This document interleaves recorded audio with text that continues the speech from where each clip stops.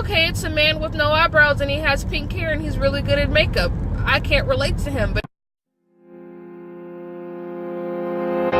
sometimes we forget why we're here. It's easy to fall off track. Guys, and welcome back to my channel. As you see, I am in uniform. I am wearing my scarf. I am on my way to work. Today's video is going to be why Jeffree Star inspires me, and it was really hard for me to come up with a video I wanted to do today, mainly because before I do a video I like to be, you know, inspired. I want to be motivated. I just don't want to make a video where I'm talking and you guys don't feel the passion like I feel the passion. Like, today's original video was supposed to be do black girls really have attitudes, or do people just not understand mental illness? So, okay, back to Jeffree Star. Whenever I find a new YouTube star that I'm in love with, I will binge. Obviously, Jeffree Star is not a new YouTube star. He's been doing music. He's been doing music. He's been doing music. He's been doing makeup. He's been doing modeling. He owns his own corporation. He owns a block. He owns 1,000 cars. He owns 3 houses. He owns some apartment complexes. Baby girl is doing what he needs to do.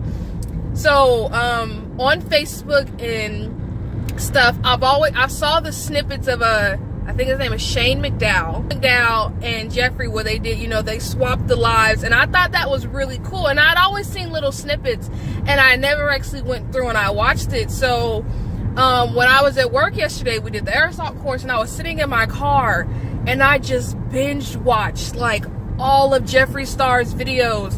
And then when I came home, I kept binge watching.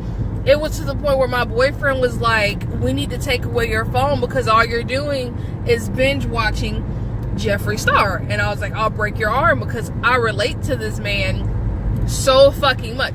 Okay, so let me tell you why I feel like I relate to Jeffree Star and why I fucks with him. And oh my God, I would love to meet him. He's so gorgeous.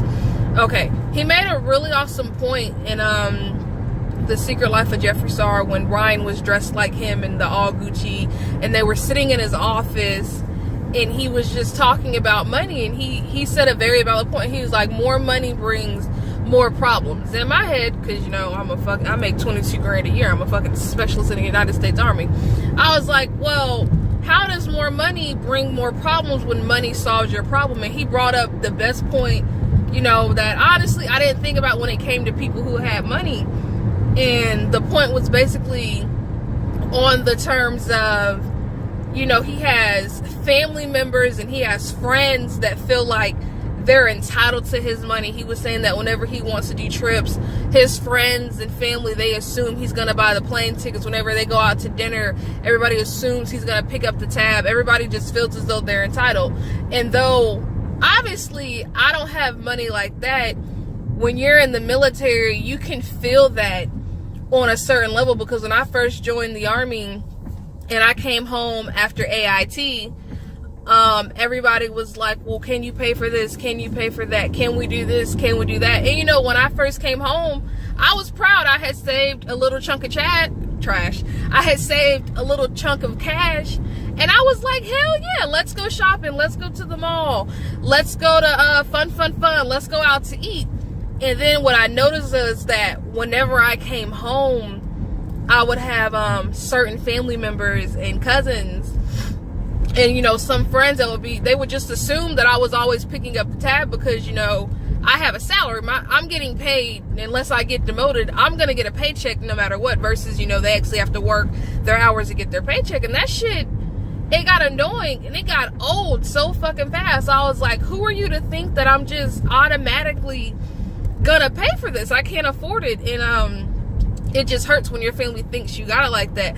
Another prime example is I had recently deployed. I just got back from deployment January of 2 years ago, because it's 2019. January 2017, I had just came home from my very first deployment, and I had saved like $10,000. And I know to some people that's not a lot of money, but to me it was a lot, because within me saving that $10,000, I had paid off all of my debt, and I didn't have a vehicle before I deployed. So all I wanted to do was buy a car cash out, but that didn't work because I like pretty things in life.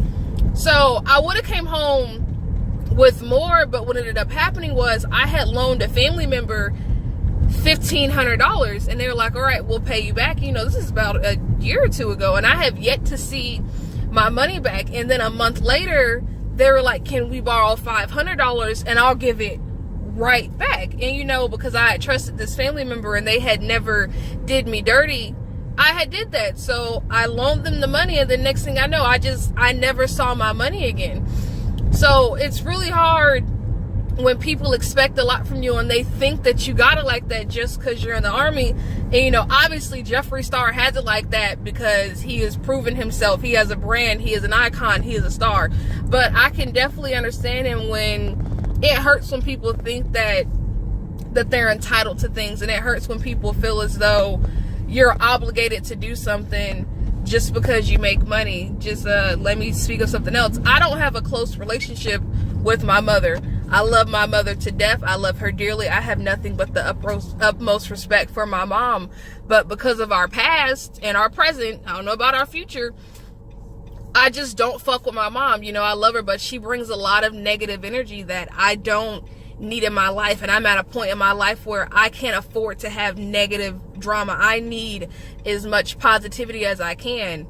So again, with the entitlement thing, you know, my mom, obviously, she took care of me to the best, to the kind of best of her ability. And the problem I have with that is when I got stationed in Fort Bliss, Texas, my grandma was like, whoa, because I came home from deployment. My grandma was like, why don't you take your mom to Texas and get her out of North Carolina? And I was like, I love you, Grandma, but why in the fuck would I do that? Like, no. Mom, I love my mom, but again, I'm the child in this. I'm 23 or 9. I was 22 at the time. I am the child. My mom's not old. My mom's like 42, 43. She's not old. She's not disabled. She's not any of that. She doesn't have any disability. So why would I take care of you? And then me and my grandmother had gotten to this huge argument because I felt as though my family was just putting this giant weight on me to do something that not only that I did not want to do, but I was also not obligated to do. I worked very hard for the things I have. You know, I had, just like now, I have a house and I'm not married. So you got to think, my salary is, I'm not getting paid extra to live in the house that I have. I like my own safety and security. So I chose not to live in the barracks. And then another problem with that was when I was living in Texas, my younger brother, who's 18, he's doing his own thing. You know, he's taking care of himself, but obviously things could be better. You know, he can't really take care of anybody else. So him and I had got into it because there was a rumor that my grandma was going to kick my mom out. And he was like, let mom live with you. Mom's going to be homeless. And I was like, that's not my responsibility. You know, it's not my obligation to take care of somebody that I don't have to take care of. Again, I love her, I respect her, but I can't help you if you don't help yourself. And I know this video is all over the place because you saw the thumbnail, you read the caption. It's supposed to be how I relate to Jeffree Star. And I'm just trying to give my insight, but I really do feel as though I relate to him in the factor of, I'm not going to say he came from nothing because, you know, he had his grandparents taking care of him and stuff, and his father passed away, which is unfortunate. I just met my dad in February of 2017. You know, after 22 years, I finally got to meet my father, so that was a whole new relationship that I got to build in my life.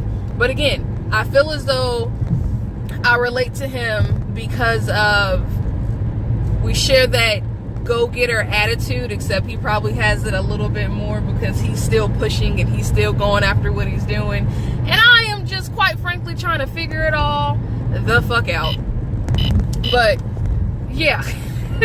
Oh god. So anyway, like I was saying, he works so hard, and it gives me so much motivation. And I think it's so funny because I mentioned it to a friend, and they were just like, how does Jeffree Star give you so much motivation and he is a gay white male? And I was like, boo fucking who? He worked from the bottom. He supports his family. He has multiple businesses. He never has to worry about anything. And I am jealous of the man. You want to know what I'm jealous of? I'm not jealous of what you think I'm jealous of. I'm jealous that he can financially take care of 6 dogs, and I am struggling to take care of 3. I'm struggling to take care of 3. But I love my 3 dogs, and I wouldn't give my babies up for the world. But yeah, Jeffree Star is, I don't know. I never thought that I would relate to him or even look at his YouTube channel, because all I see is the makeup, and I never listened to his music. And I was like, I have no reason to look.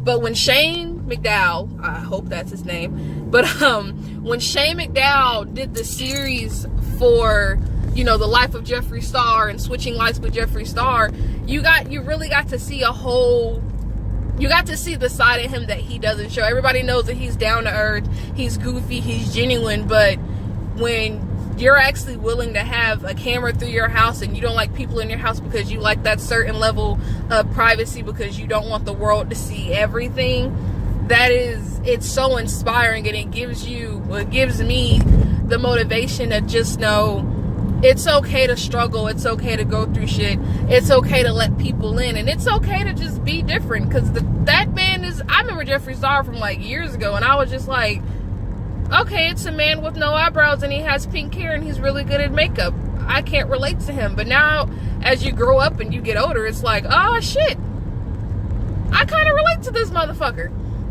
But you know, Jeffree, if you ever see this video, hi, I love you. Mwah.